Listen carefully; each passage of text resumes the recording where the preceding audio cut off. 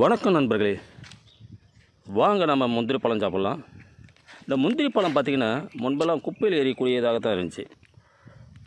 தற்காலத்தில் பார்த்திங்கன்னா இது பல்வேறு வகையான மதிப்பு கூட்டப்பட்ட பொருட்கள் தயாரிக்கப்படுகிறது.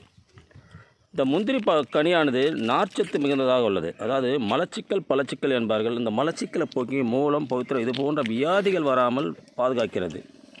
குடலை கழுவி உடலை வளர் என்று சித்த மருத்துவத்தில் ஒரு பழமொழி உண்டு.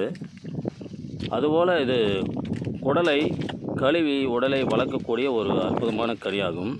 இந்த கனியின் சிறப்புகளை பார்த்திங்கன்னா நமது திரைப்பட இயக்குனர் தங்கர்பச்சான் ஐயா அவர்கள் பார்த்திங்கன்னா ஒரு சிறப்பாக இதை கனியை பற்றி சொல்லியிருப்பாங்க.